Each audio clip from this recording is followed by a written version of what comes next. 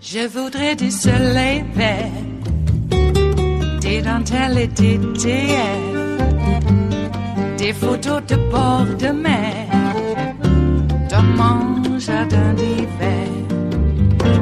Je voudrais de la lumière, comme en Nouvelle-Angleterre. Je veux changer d'atmosphère, dans mon jardin d'hiver. Ma fleur, sous la pluie de novembre, tes mains qui courent, je n'en peux plus de t'attendre. Les années passent, qu'il est loin, là je tombe. Nul ne peut nous entendre. Je voudrais du Fred Astaire, revoir un latte. The President of the United States is seemingly willing to go to try to stop migrants from entering the country, and some of this includes ordering officials to break the law.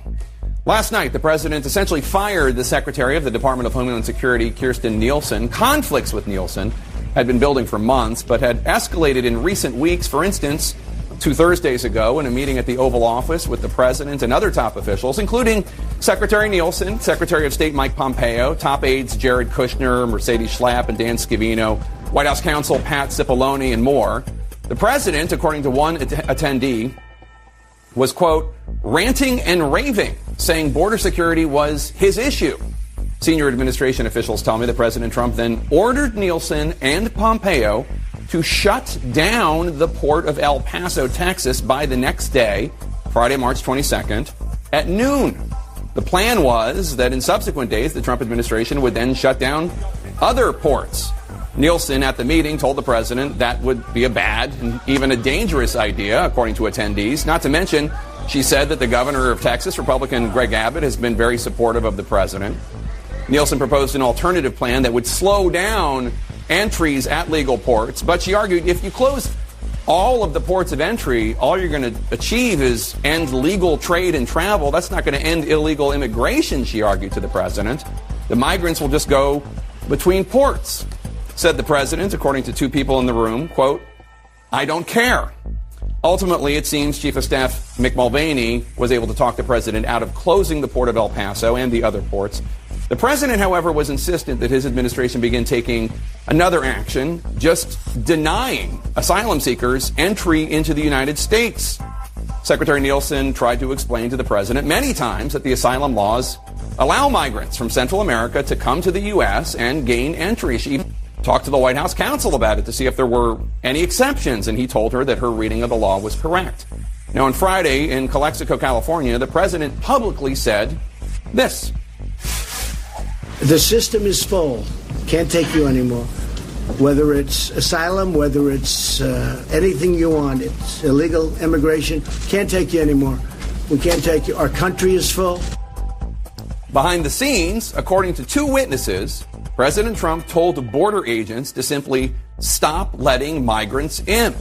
Tell them we don't have the capacity, he said. If judges give you trouble, say, sorry, judge, I can't do it. We don't have the room. After the president left that room, border agents sought further advice from their leaders who told them they were not going to give them that direction. If they did what the president said, in fact, they would be taking on personal liability. You have to follow the law, the border agents were told. Senior administration officials also tell me that in the last 4 months or so, President Trump has been pushing his administration to enforce a stricter and more widespread family separation policy. Not just the original policy started by Attorney General Jeff Sessions and undone by the president once it was criticized. That was a policy of prosecuting individuals crossing the border illegally between legal ports of entry, and that instituted a separation of parents from their children. Now, according to multiple sources, President Trump wants an expanded version of this policy. He wants families separated even if they come in at a legal port of entry and are legal asylum seekers. The president also wants families separated even if they're apprehended within the United States, these senior administration officials tell me. The president wants more of this. He thinks family separation works to deter migrants from coming. Sources tell me that Nielsen has tried to explain to the president they can't bring this policy back because of various court challenges. HHS Secretary Alex Azar has made it clear to the president that he opposes any policy that causes family separation. And White House staffers, especially in communications, have reportedly tried to explain to the president this would be an unmitigated PR disaster. A senior administration official tells me, quote, he just wants to separate families. Last night, on the second floor of the east wing of the White House residence in a room called the Yellow Oval, Nielsen, Chief of Staff Mulvaney, and President Trump sat down and met. Nielsen tried to present a path forward, senior administration officials tell me, a path that is legal and in compliance with U.S. laws, but the president said to her, quote, this isn't working. Nielsen did not disagree. Quote, at the end of the day, a senior administration official tells me, the president refuses to understand that the Department of Homeland Security is constrained by the laws, unquote.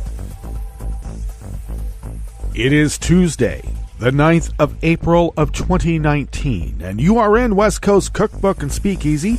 I am your chef de cuisine, Justice Putnam, and our daily special is Tarrytown Chowder Tuesdays. Now, you know, just a scant dash of smoked hot Hungarian paprika will make all the difference, and it always does. Well, we got rid of some more security officials from our government because that's what autocrats do. You know, when you've moved from the beer hall putsch into the night of the long knives, that's what happens. And don't tell me that I didn't warn you. I've been telling you I told you so for so long. I have attempted to trademark that phrase. I tried. And it looks like Stephen Miller is being defended for his white nationalism by invoking, oh, but he's Jewish. Jewish people can't be white nationalists. Oh, really? Huh. My experience is that really anybody, anywhere in the world can be a bigot. And they can and usually are. If they're a bigot, they come from around the world. It's not endemic to any particular culture or country. Okay. So Stephen Miller, he's a Nazi. Let's just be clear. He used to be known as the Santa Monica Goebbels, and a lot of people are saying he's Hitler. Well, I wouldn't go that far. But he's certainly the Santa Monica Goebbels. And he used a couple of tricks. You know how he got Kirstjen Nielsen fired? Well, at least Trump mad at her over time. Is that he would leak like ridiculous numbers to the Washington Examiner. The Washington Examiner would then publish those numbers, and then Miller would put that newspaper right on Trump's desk for him to see first thing when he came down from the residence. Nice, huh? And apparently that trick was used just before Kirstjen Nielsen walked in the door to have her little tete-a-tete with Donnie Two Scoops. Palace intrigue indeed. I've always hated Stephen Miller. He's a little twerp. The vitriol that he expressed towards his school janitor, I mean, that should have shunned him from all polite society ever since. But, you know, it is Santa Monica. And polite society has a different meaning, apparently. I guess. But he's apparently running the show now. And is he even old enough to run for president? I don't think he is. But he certainly gets to be acting president, because the one that's in office right now, I don't think is capable of fulfilling his duties, let alone wiping the spittle off his chin. Jeez, this guy. Well, we have all sorts of news today, too. On top of all the news that's coming down the pike, at the top, of course, that was Jake Tapper breaking it down that Trump doesn't know or understand that he has to operate within the law. Now, a lot of people says because he doesn't know how to be president. He doesn't know how to operate within the law because he's a mobster. Why is that such a questionable assessment? Why is that just not stated? It's a fact. It's right there in front of our faces and has been since, I got to tell you, before he got kicked out of the Sharper Image. Hey, what's on the rest of the menu? Well, Devin Nunes wants career FBI officials charged for the crime of investigating Trump. He's also suing the Fresno Bee now for $150 million for reporting on a story about a fundraiser that he was on a fundraiser on a yacht that he was on at the party that had prostitutes and cocaine and, hey, Devin Nunes. And he's suing the Fresno Bee for $150 million for reporting that. We'll see how far that goes. Oh, and they made a grave error, too, when they filed their lawsuit. His lawyers bolded words on a tweet as evidence that the Fresno Bee was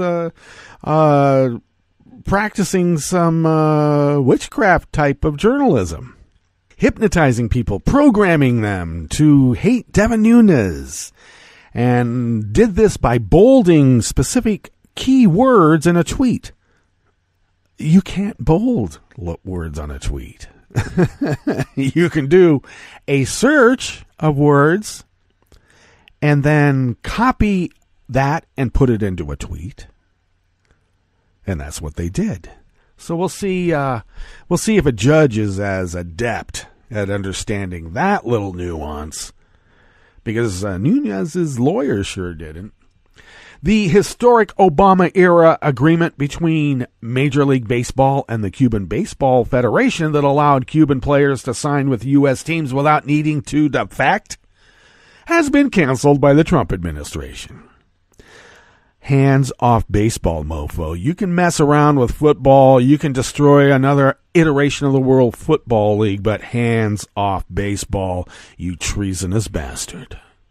And Wendy Davis is not running for the U.S. Senate, but is considering a run for the U.S. House instead. Well, wherever she goes, we want Wendy. After the break, we then move to the chef's table, where a Hong Kong court found leaders of the 2014 Occupy Civil Disobedience movement guilty of public nuisance charges. And that is a case that has roiled Hong Kong, considering that China has a pretty big thumb on the scale. And the feds revoked the Global Entry and PreCheck privileges of an Apple technology officer who just happens to be critical of Trump and his custom and border protection enforcement practices. All that and more on West Coast Cookbook and Speakeasy. Bon appetit.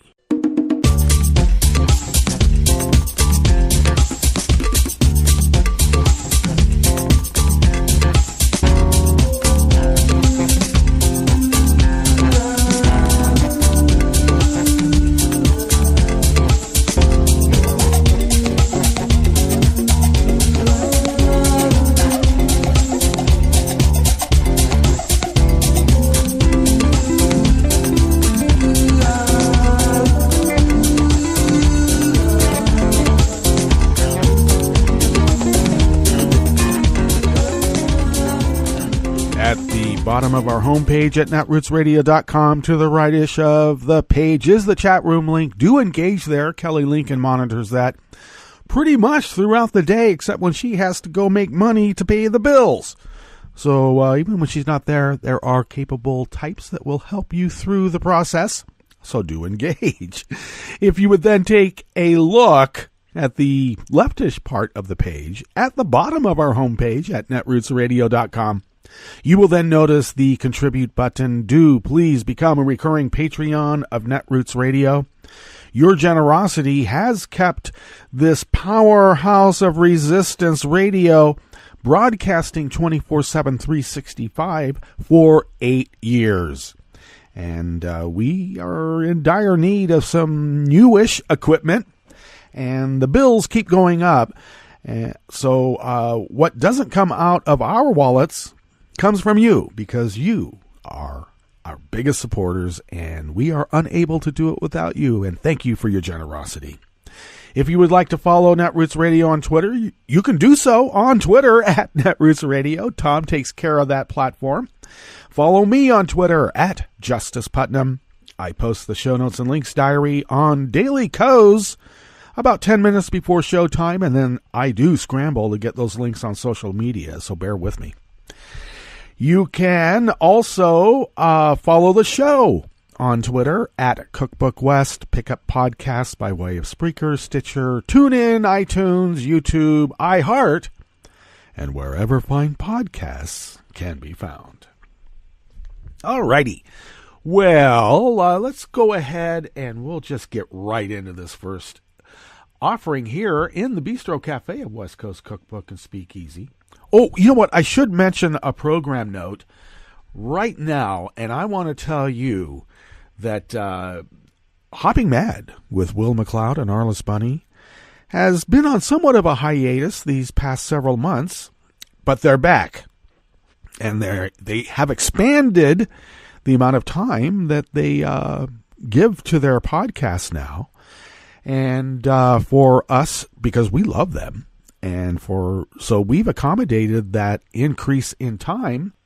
We've moved Hopping Mad from just before David Waldman's show on Mondays to, Sunday at 6 a.m. on the West Coast, so that would be 9 a.m. on the East Coast.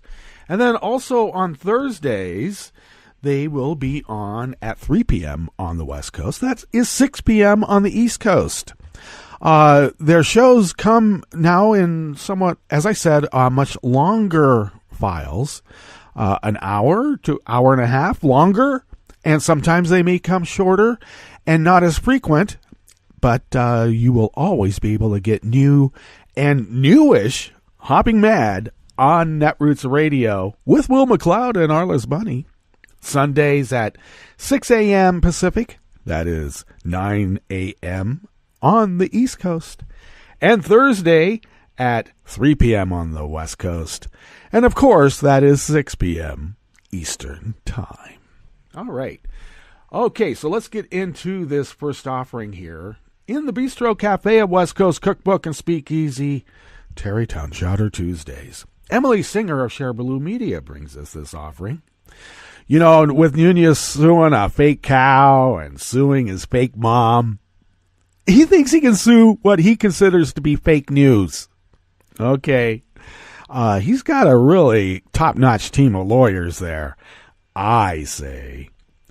Nunes is threatening to go after career FBI officials who investigated Trump and his campaign's misdeeds during the 2016 election, telling Fox News on Sunday that he's planning to file 8 criminal referrals to the Department of Justice against unnamed investigators.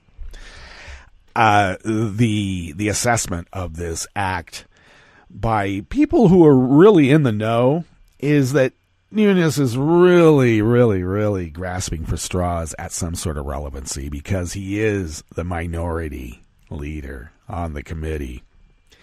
And his job is to obstruct. And they're going to obstruct like hell. Oh, my God. Nunes gave few specifics, including no names and no actual evidence of possible crimes that were committed by these officials. The crime is investigating Herr Leader. Das Herr Führer, or is that der Herr Führer? I think it's das. But the referrals seem to hinge on FISA warrants issued against members of Trump's campaign. Now they want to go after FISA abuse. Yeah. All right. They abused FISA for how many decades since it was first imposed, and now when it's directed on them. And it's not abuse. It's pretty damn hard to get a FISA warrant, let me say. Trump's sycophants, such as Lindsey Graham, have homed in on these FISA warrants by creating ridiculous conspiracies that they say somehow violated Trump campaign members' privacy. It's a sad attempt to distract from the 199 criminal charges against 37 people, 5 of whom who have been sentenced to prison. And, of course, Robert Mueller secured those. And now Trump is calling Mueller and his team the angry Democrats again. Like Democrats is some sort of pejorative. Well, it is to his small little toxic base of deplorable, shall I say, traitors? Nah, we're not really at war, but we are. See, that's the problem. When another hostile foreign power declares war on us, and you have elected officials in consort, or at least in some sort of idiotic dupe asset, promulgates and promotes that hostile foreign power's endeavors, why is that not treason? It can only be when our Congress declares that war.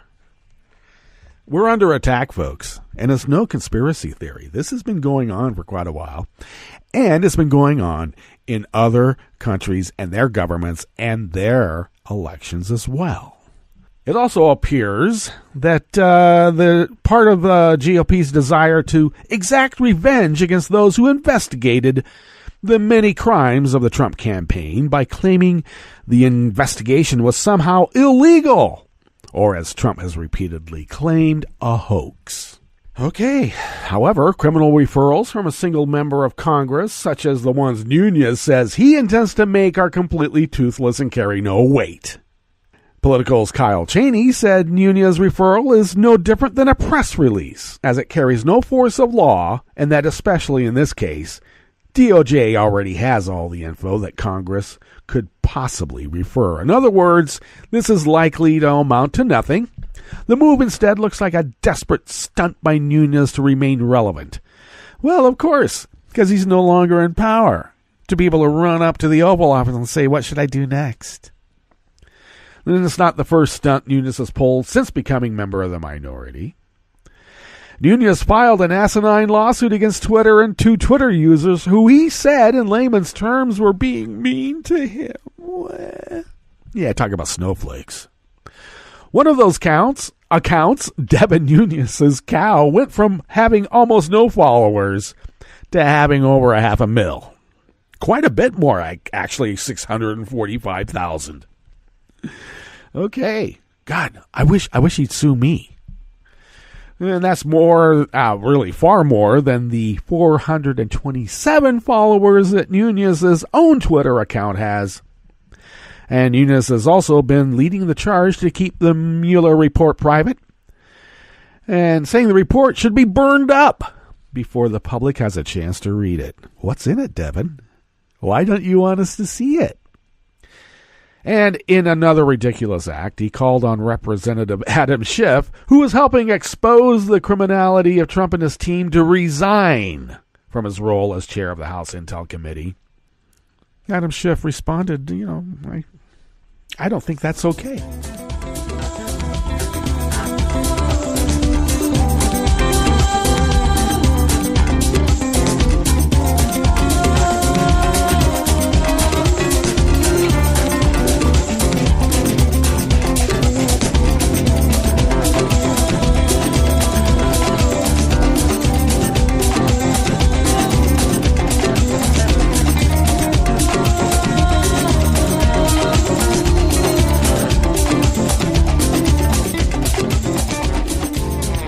Matt Spettelneck of Reuters brings us this next offering here. In the Bistro Cafe of West Coast Cookbook and Speakeasy, the Trump administration scrapped a historic agreement between Major League Baseball and the Cuban Baseball Federation that would have allowed Cuban players to sign with U.S. teams without needing to defect. The existing deal will not be allowed to go forward because it was based on an erroneous ruling by the former Obama administration that The Cuban Baseball Federation was not part of Cuba's communist government, a senior U.S. official said. Could that have been Stephen Miller? Who is that senior U.S. official? An erroneous ruling? Who determined it was erroneous? The move essentially overturns an agreement between Major League Baseball and the Cuban Federation in December after 3 years of negotiations under which Cuban players would have had a safe, legal path to play professionally in the U.S. In the past, some Cuban stars have undertaken risky escapes, including being smuggled off the island in speedboats. The U.S. decision was the latest step by Trump to roll back the rapprochement with Havana that was spearheaded by his predecessor, Barack Obama. Anything that the black guy did has to be undone. I think he being Donald Trump, is going to get a lot of the Cuban exiles that are in Florida right now a bit angry. I'm pretty sure. Now, the U.S. official, speaking on condition of anonymity, said the administration would be willing to work with Major League Baseball to seek an agreement and an arrangement that is consistent with U.S. law. And a Major League Baseball source said, "We are unsure of the next steps." The announcement came just days after the Cuban Federation released its first list of 34 players authorized to sign contracts directly with major league teams.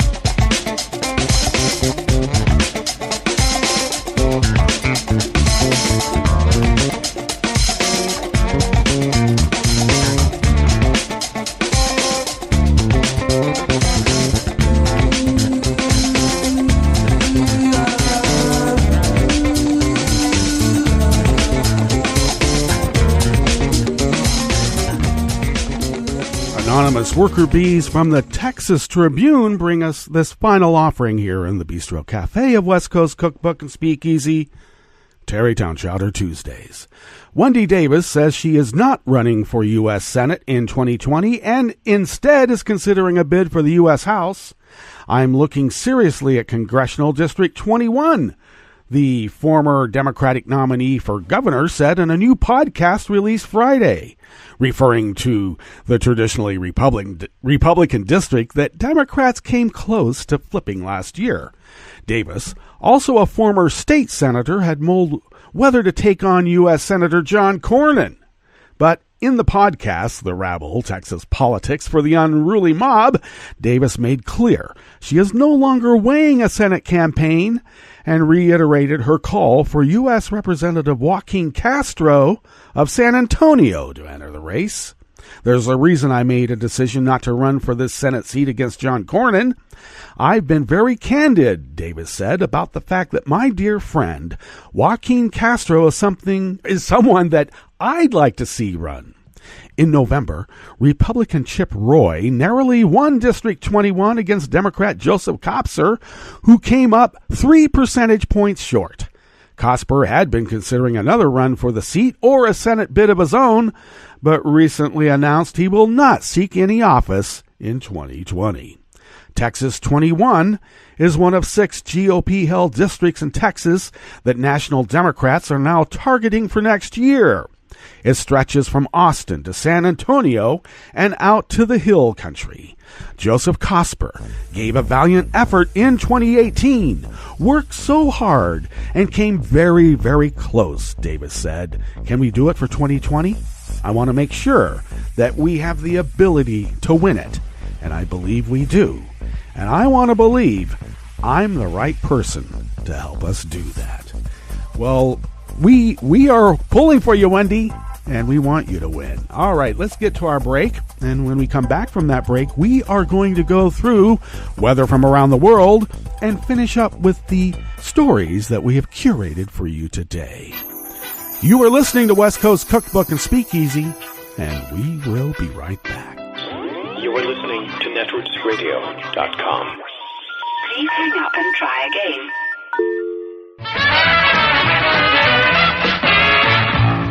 From a point at sea to the circles of your mind, a new force is at work for planetary transformation. New radio for a new Earth.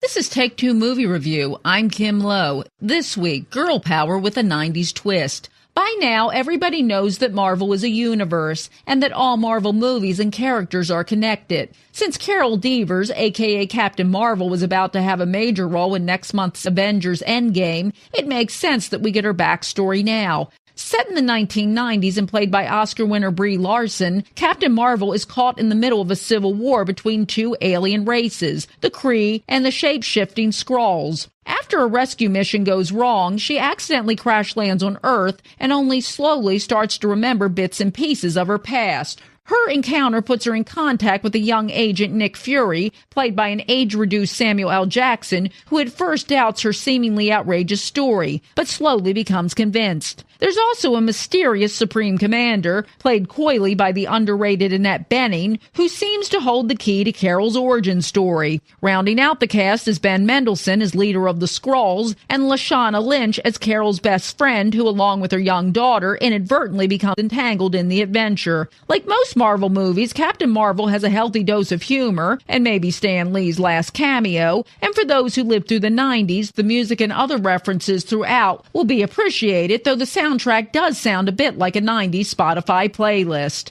Larson does a decent job in the title role, although at times she comes across as a bit stiff. However, Mendelsohn, Bening, and Jackson's respective work are worth the price of admission. While Captain Marvel isn't nearly the best of the Marvel superhero movies, it is enjoyable for fans. Plus, it's good to see Marvel going where DC has already been with a strong female lead. This has been Take Two Movie Review. I'm Kim Lowe. Catch up with us at TakeTwoMovieReview.com and feed us back on our page on YouTube.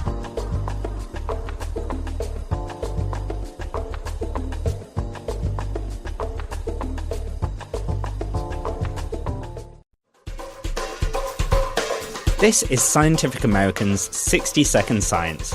I'm Adam Levy. Water molecules can arrange themselves to form much larger structures. Take intricate snowflakes, which form all by themselves in the right conditions. Well, now researchers have created some delicate water structures of their own in the form of microscopic ice mazes, with a little help from light. The team took some sugar water and kept it at a temperature where ice crystals and water happily coexist.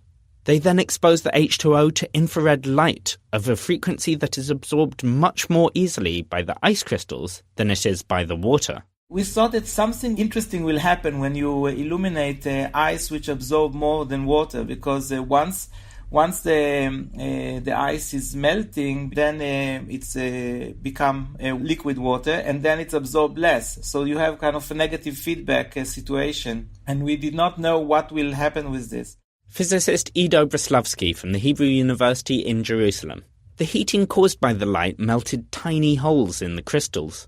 These holes sometimes joined up to form channels, and the researchers watched as a labyrinth-like pattern gradually formed over the course of an hour. And at some point we suddenly saw a whole spectrum of patterns that appear.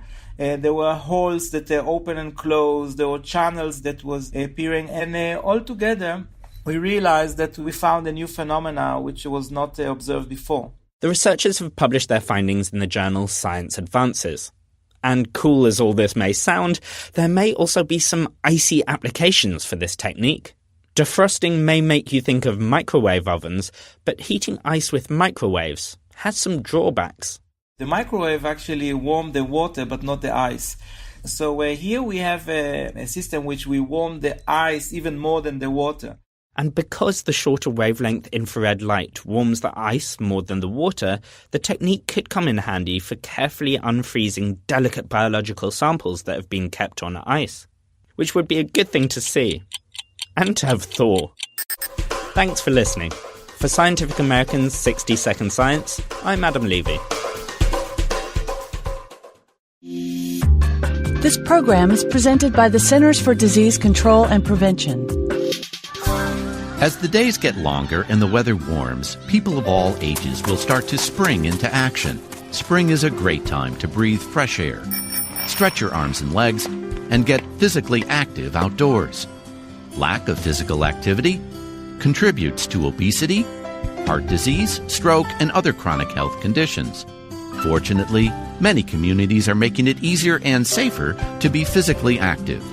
Neighborhoods across the country are working together to create more public spaces for walking, running, biking, and other physical activities. Adults should get at least 150 minutes of physical activity each week, and children should get 60 minutes a day. If you find it hard to walk to a local recreation center, park, or playground, learn how to make your neighborhood a place that makes healthy living easier. Visit makinghealtheasier.org for information about ways communities can change to get more people outside and moving. For the most accurate health information, visit www.cdc.gov or call 1-800-CDC-INFO. This program is presented by the Centers for Disease Control and Prevention. In 2017, approximately 1 in 6 high school students reported a sports or physical activity-related concussion. Immediate symptoms of a concussion include headache, nausea, and double vision. Long-term, the effects of such injuries, particularly those that are more severe, can be life-changing. Healthcare providers, coaches, trainers, and parents should be aware of the symptoms of a concussion and how to treat them. A concussion protocol should be developed that includes withholding an athlete from practice and competition until all symptoms are resolved. While concussions cannot always be prevented, they can be treated in a way that decreases the chances of long-term health problems. Thank you for joining us on A Minute of Health with CDC. For the most accurate health information, visit cdc.gov or call 1-800-CDC-INFO.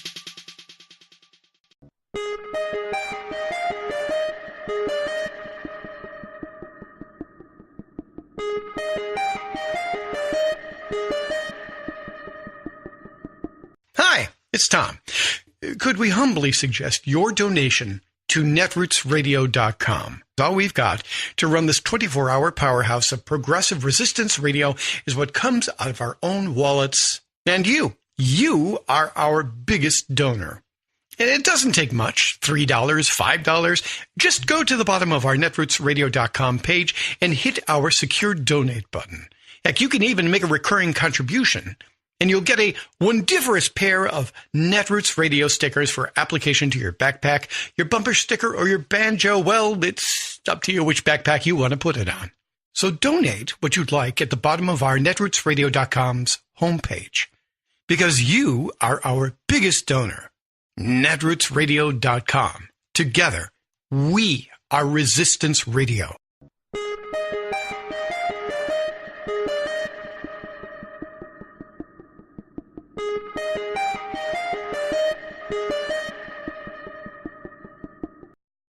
I'm Rick Smith, and this is Labor History in 2. The fight for an 8-hour workday was one of the most difficult and important efforts of the U.S. labor movement. Such slogans as 8 hours for work, 8 hours for sleep, 8 hours for what we will became the rallying cry for working people. Winning the 8-hour day did not happen all at once. It was a long battle fought on the shop floor, in the streets, and in the courts. On this day in labor history, the year was 1917, marking another important step along the journey to the 8-hour day. It was today that the Supreme Court handed down its decision in the case of Oregon versus Bunting. In 1913, Oregon had passed an act that read, "No person shall be employed in any mill, factory, or manufacturing establishment in this state more than 10 hours in any one day." This law applied to both men and women. An earlier law had set maximum hours for women, but this new act extended the rules to men. The act required that after 10 hours, employers had to pay time time and a half for up to 3 hours each day. The reasoning was that working over 10 hours a day was harmful to the health of the workforce. A mill foreman named Bunting did not follow the new law. He kept working his employees for 13 hours a day without overtime pay. He took his case all the way to the U.S. Supreme Court. His argument was that the state of Oregon had no business regulating private labor contracts. The Supreme Court decided in favor of the state of Oregon. It was an important victory for labor. The case became a key precedent for the implementation of the Fair Labor Standards Act of 1938, which put national rules in place regulating overtime and minimum wages. Labor History in 2 brought to you by the Illinois Labor History Society and The Rick Smith Show. For more information, go to laborhistoryin2.com, like us on Facebook, and follow us on the Twitters at Labor History in 2. The news today, oh boy. It's time for Nicole Sandler's What's News from NicoleSandler.com and the Progressive Voices Network. Donald Trump is on a firing rampage at the Department of Homeland Security. It began on Sunday when Trump announced via tweet that Department of Homeland Security Secretary Kirstjen Nielsen would be leaving. Her ouster was followed the next day by Secret Service Director Randolph Tex Alice. And the word is that 2 other senior officials will soon follow them, despite warnings from top Republicans, including Chuck Grassley, the Senate's most senior Republican. CNN's Jake Tapper explains what led up to the purge. 2 Thursdays ago, in a meeting at the Oval Office, the president, according to one attendee, was, quote, ranting and raving, saying border security was his issue. Senior administration officials tell me that President Trump then ordered Nielsen and Pompeo to shut down the port of El Paso, Texas, by the next day at noon. The plan was that in subsequent days, the Trump administration would then shut down other ports. Nielsen argued if you close all of the ports of entry, all you're going to achieve is end legal trade and travel. That's not going to end illegal immigration. The migrants will just go between ports, said the president, according to 2 people in the room, quote, I don't care. Ultimately, it seems Chief of Staff Mick Mulvaney was able to talk the president out of closing the port of El Paso and the other ports. The president, however, was insistent that his administration begin taking another action, just denying asylum seekers entry into the United States. Secretary Nielsen tried to explain to the president many times that the asylum laws allow migrants from Central America to come to the U.S. and gain entry. She even talked to the White House counsel about it to see if there were any exceptions, and he told her that her reading of the law was correct. Now, on Friday in Calexico, California, the president publicly said this. The system is full. Can't take you anymore. Whether it's asylum, whether it's anything you want, it's illegal immigration, can't take you anymore. We can't take you. Our country is full. Behind the scenes, according to 2 witnesses, President Trump told border agents to simply stop letting migrants in. Tell them we don't have the capacity, he said. If judges give you trouble, say, sorry, judge, I can't do it. We don't have the room. After the president left that room, border agents sought further advice from their leaders who told them they were not going to give them that direction. If they did what the president said, in fact, they would be taking on personal liability. You have to follow the law, the border agents were told. Sources point to Trump's 33-year-old advisor, Stephen Miller, who the president reportedly told was, quote, in charge of immigration, as the driving force behind the administration's deeply controversial immigration policies, such as the travel ban and family separation, which they want to bring back. Freshman Congresswoman Ilhan Omar spoke out against Miller, tweeting, quote, Stephen Miller is a white nationalist. The fact that he still has influence on policy and political appointments is an outrage. And she linked to a story from Splinter about Miller's moves to have an immigration hardliner installed as the head of ICE. Donald Trump Jr., of course, had to respond to her tweet, himself tweeting, quote, I see that the head of the Farrakhan fan club took a short break from spewing her usual anti-Semitic bigotry today to accuse a Jewish man of being a white nationalist because she apparently has no shame. But recent statements made by the president show that he's the one actually spewing anti-Semitic tropes. Earlier this year, you might remember, Democratic Congresswoman Ilhan Omar of Minnesota got a ton of criticism for pointing to what she called, quote, the political influence in this country that says it is okay to push for allegiance to a foreign country. Omar was talking about Israel, and she was condemned by members of both parties for allegedly playing into anti-Semitic mythologies about Jews being fundamentally disloyal citizens. Omar, after a day or two, unequivocally apologized. There's been no such apology from Donald Trump, who was quoted all the way back in 1991 in a book saying, quote, "Black guys counting my money, I hate it. The only kind of people I want counting my money are short guys that wear yarmulkes every day." For the record, Trump later said the content of the book was, quote, "probably true." Back in 2015, Trump had this to say to the Republican Jewish coalition. You're not going to support me, even though you know I'm the best thing that could ever happen to Israel, and I'll be that. And I know why you're not going to support me, and you're not going to support me because I don't want your money. You want to control your own politician. That's fine, good. But I will think about that, folks. Don't worry about it. You get it? This weekend, Trump was back in front of the Republican Jewish coalition and back at it. He criticized Congresswoman Ilhan Omar as a hater of Israel just one day after one of his supporters was arrested for threatening to kill her. And more than once, Trump suggested that the American Jews in the audience are loyal to a foreign country. I stood with your prime minister at the White House to recognize Israeli sovereignty over the Golan Heights. You caught that, right? Your prime minister. Your prime minister. He's talking to American Jews. He's their president. It's an explicit charge of dual loyalty. Trump is literally telling American Jews they consider Benjamin Netanyahu to be their head of state. Speaking of the Israeli prime minister, voters in Israel go to the polls Tuesday in a general election widely seen as a referendum on Netanyahu. He's battling accusations of corruption and faces possible bribery and breach of trust indictments that could soon be brought by the country's attorney general. Netanyahu denies any wrongdoing and hopes his close ties with Donald Trump and Vladimir Putin will be enough to carry him to victory. And that's just a bit of what's news for now. I'm Nicole Sandler. If you appreciate these reports and the Nicole Sandler Show, I hope you'll consider making a contribution. My work is 100% listener supported, and I can't do it without your help. Find out more at NicoleSandler.com/donate.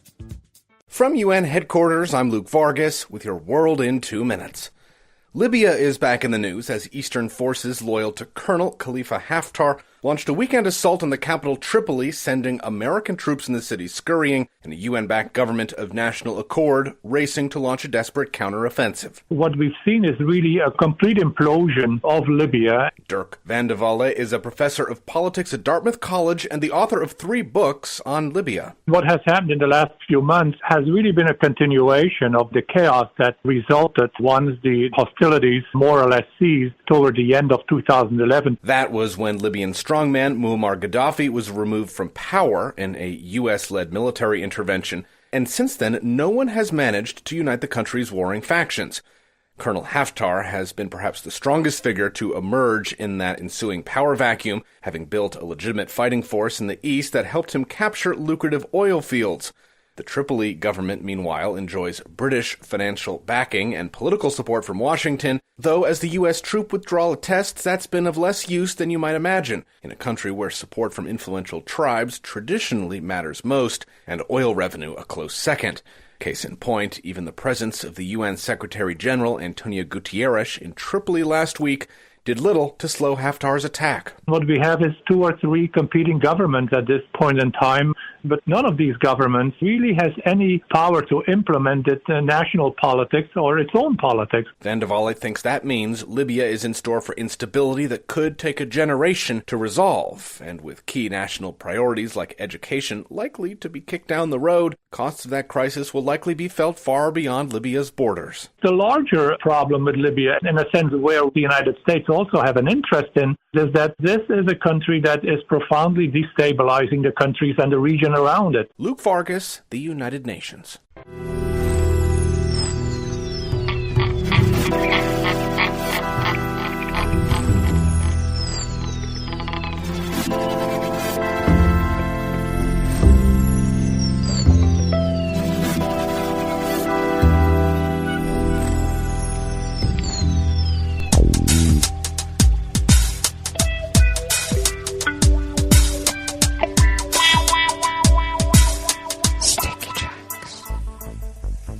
Thank you for accompanying us here to the chef's table at West Coast Cookbook and Speakeasy.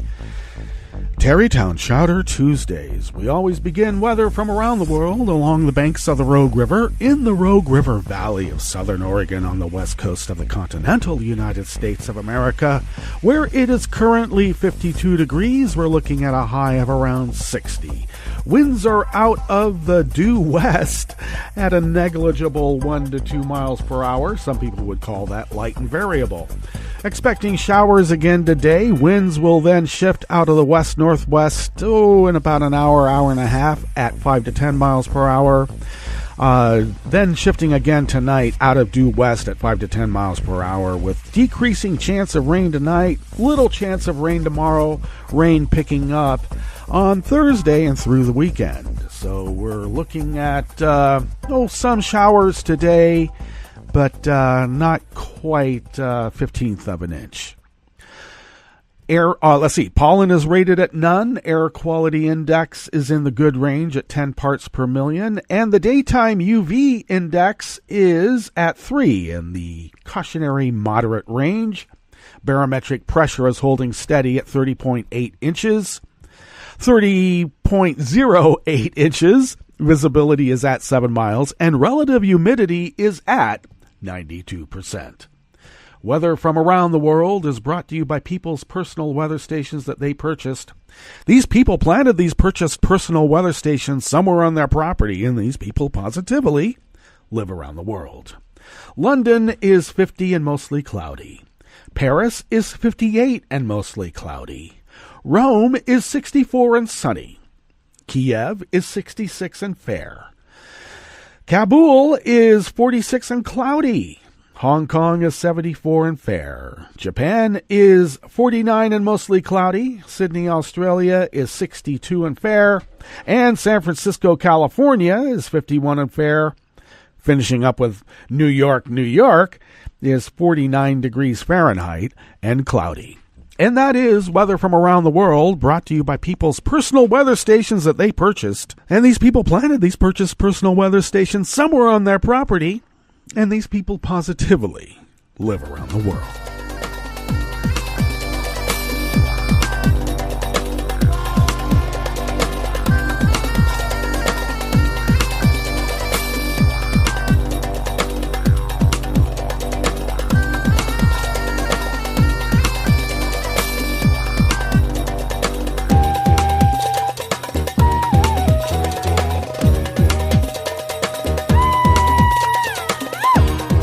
James Pomfret and Jesse Pang of Reuters bring us this first amuse-bouche here at the Chef's Table at West Coast Cookbook and Speakeasy. A Hong Kong court found 9 leaders of the 2014 pro-democracy Occupy movement guilty of public nuisance during the mass protests in a landmark verdict as freedoms in the city ruled by mainland China come under strain.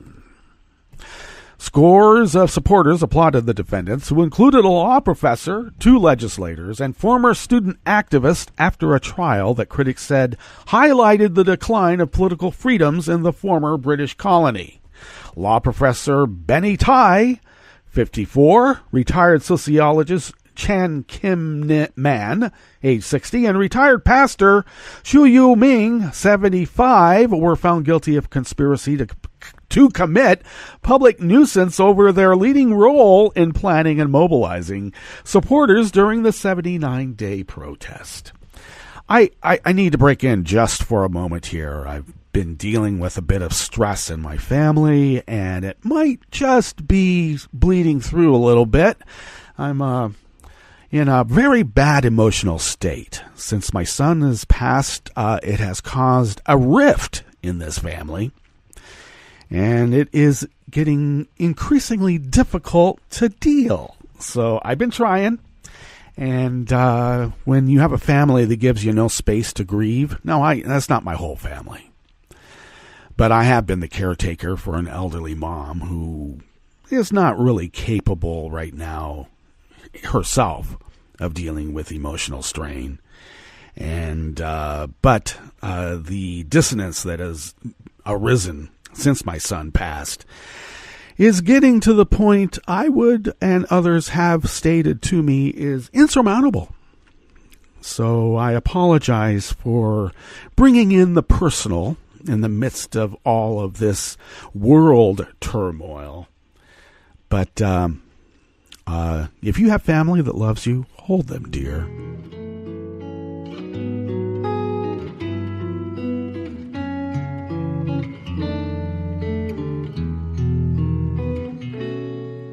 Je te donne ce mon amour pour la vie entière.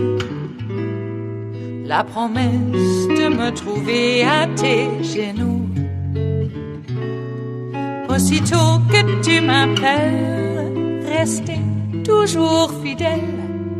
C'est tout, c'est tout. Je te donne tous mes printemps, mes étés de mer, mes automnes quand les feuilles tombent partout. Si ce n'est pas une bonne affaire, je te donne tous mes hivers, c'est tout. Okay, let's see if I can get through this now. Chris McGinnis of the San Francisco Chronicle brings us this final amuse-bouche here at the chef's table at West Coast Cookbook and Speakeasy. The ACLU is intervening once again on behalf of a returning U.S. traveler detained by Customs and Border Protection officers who wanted to look at the contents of his electronic devices and who lost his Global Entry membership when he insisted on first consulting his employer or a lawyer. Andreas Gall, an employee of Apple who was previously Chief Technology Officer at Mozilla, of course the developer of the popular Firefox browser, was detained by CBP officers when he returned to San Francisco after a recent trip to Sweden. After agents told him they wanted to unlock his devices, he asked if he could talk to Apple or an attorney first, since his devices were issued to him by Apple and contained proprietary information. The agents denied his request and told them that he had no right to an attorney, even though Gal is a U.S. citizen. Besides losing his Global Entry and PreCheck membership, which is supposed to identify low-risk travelers who have gone through a security check, Gal said he was tagged for secondary CBP inspections upon his return from subsequent international trips, something that had never happened to him previously. Gal said in an interview that he couldn't understand why he was singled out by Border Protection, calling himself a boring middle-aged white male software executive, but he added, "In the past 2 years, I've been very outspoken on the Trump administration's policies on social media, particularly with respect to Customs and Border Protection and immigration." So, in this reporter's opinion, this software or this technology executive has been identified by the Gestapo and is being put under pressure in retaliation for his opinions. The ACLU has intervened on Gal's behalf, filing a complaint with Homeland Security and Border Protection. The organization already has other lawsuits in the pipeline that urge the courts to declare Border Protection must obtain a warrant before searching any electronic devices of U.S. citizens returning from a trip abroad. The complaint noted that some of the officers who questioned Gal were armed members of the Border Protection's Tactical Terrorism Response Team, and that they threatened him with prosecution for refusing to follow their orders. Besides Gal's Fourth Amendment protections against unlawful search and seizure, the ACLU said Border Protection might have also violated his First Amendment rights to free speech. Do you think?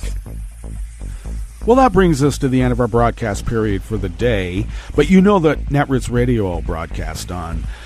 I apologize for bringing the personal into this public forum. We will, I really hope that we're going to meet up tomorrow for Smothered Benedict Wednesdays, but do stay tuned to Netroots Radio 24/7, 365 for all the breaking news as it breaks.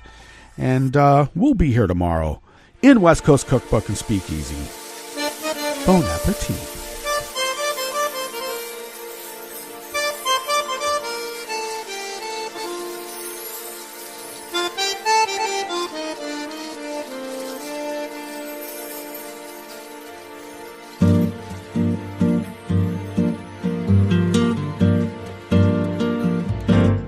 Je voudrais du soleil vert, des dentelles et des théières, des photos de bord de mer, dans mon jardin d'hiver.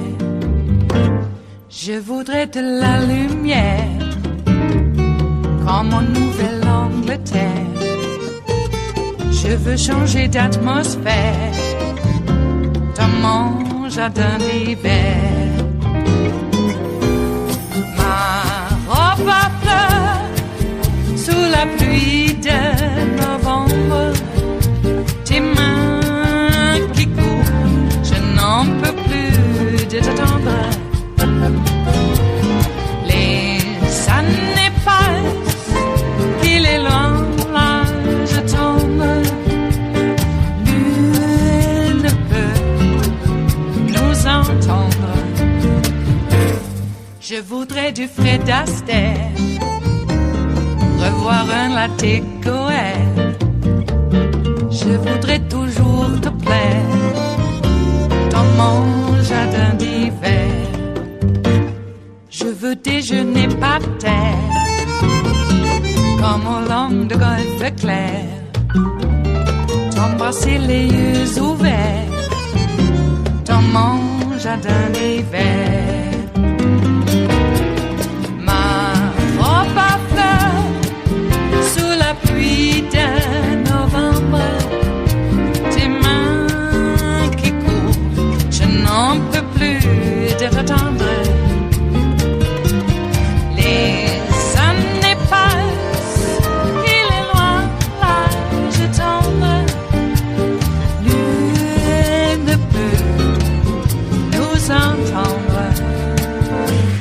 Ba-da-da-dum-di-da-dum, ba-da-da-dum-di-da-dum, ba-da-da-dum-di-da-dum, dans mon jardin d'hiver. Ba-da-da-dum-di-da-dum, ba-da-da-dum-di-da-dum, ba-da-da-dum-di-da-dum, dans mon jardin d'hiver. Dans mon jardin d'hiver, dans mon jardin d'hiver.